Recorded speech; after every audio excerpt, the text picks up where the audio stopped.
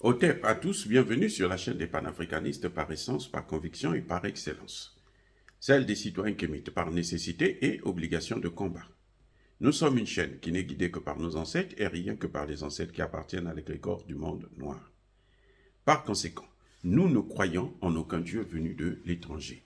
Toutefois, cette vidéo n'est aucunement destinée à inciter à la haine ou à la violence, car nous menons un combat qui est d'abord et avant tout spirituel, intellectuel et démocratique.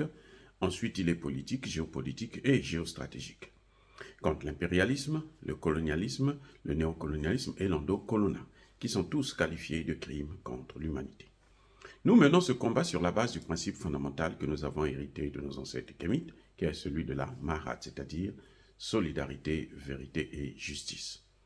Vous êtes donc en droit de connaître la vérité et nous avons l'obligation de vous dire la vérité, rien que la vérité, afin que justice soit rendue au continent africain. Et ça, c'est notre modeste contribution dans cette noble lutte en faveur de la souveraineté, la dignité, la solidarité et l'unité africaine. C'est exactement ça que nous appelons le panafricanisme. Bien-aimés frères et sœurs, le général Tchiani a mis les choses au clair. Il y a quelques jours, il est intervenu sur la télévision Sahel, la télévision nationale du Sahel,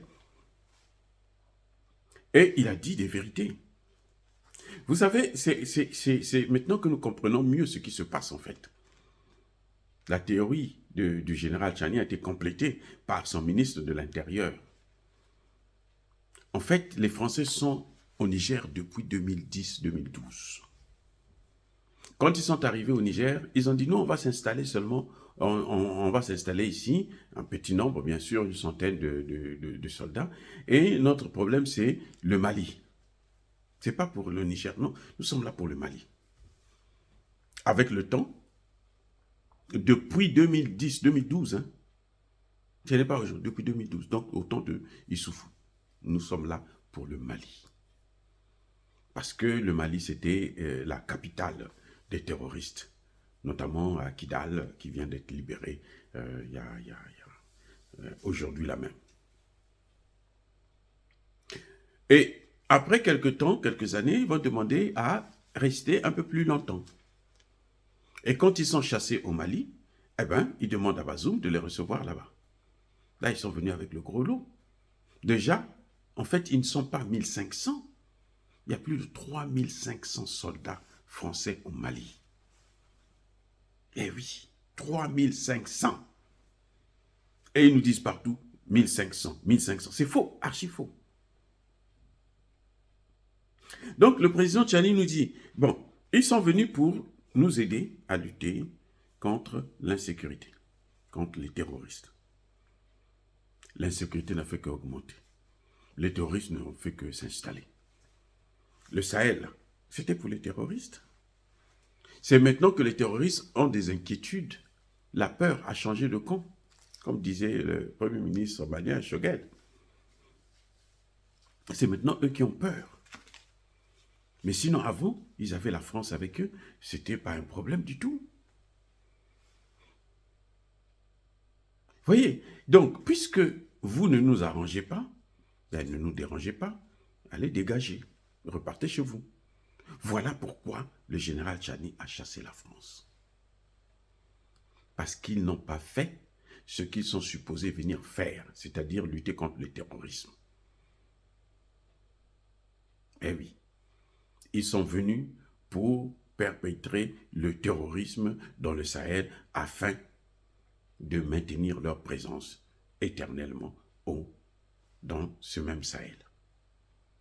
Ils jouent donc le rôle de pompier pyromane. Vous voyez, donc, ce que j'ai trouvé aussi très fondamental, c'est que le général Tchiani finit par conclure qu'il faut changer les relations, il faut réviser les relations.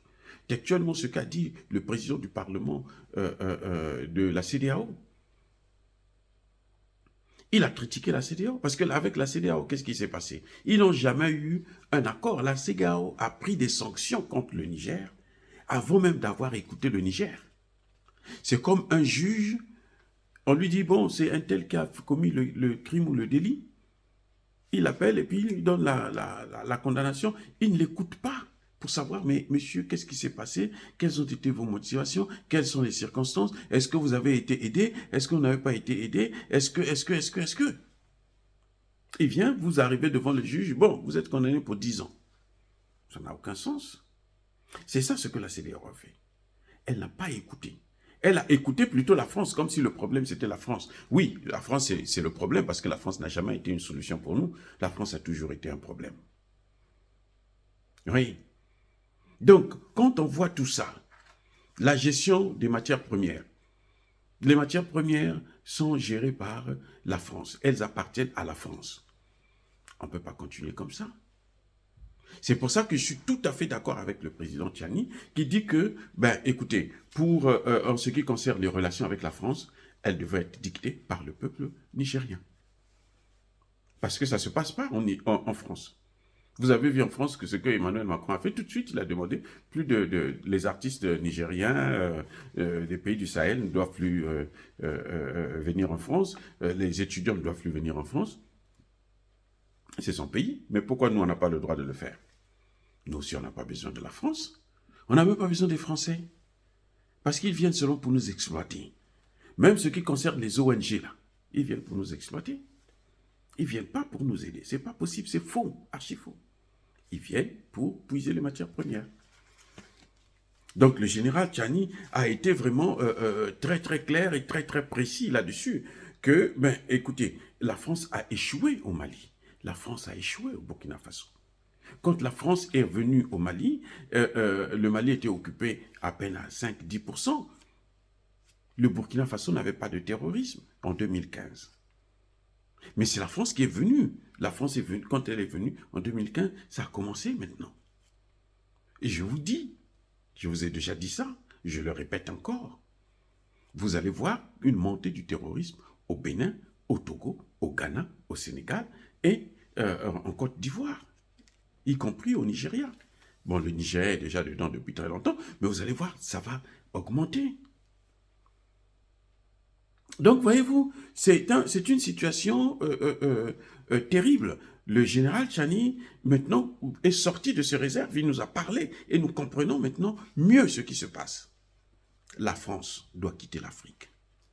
La France n'a jamais été une solution pour nous. Elle a toujours été un problème. Vous vous rendez compte, Haïti, qui a obtenu son indépendance depuis 1804 jusqu'à aujourd'hui. La France continue à piller ce pays. Elle bénéficie maintenant du soutien des Américains qui font exactement la même chose. Ils veulent occuper, ils ont occupé le pays d'ailleurs, ils ont déjà occupé. Et c'est ça encore le problème. Donc, monsieur le général, nous comprenons. Mais ce que nous vous encourageons, c'est très bien de faire partie des bases militaires françaises. La France a encore un autre pilier qui est encore très solidement implanté en Afrique et qui fait beaucoup de ravages. C'est le franc CFA. Vous devrez réfléchir là-dessus pour sortir le plus rapidement de cette zone CFA. Dire cela, c'est inciter à la haine ou à la colère.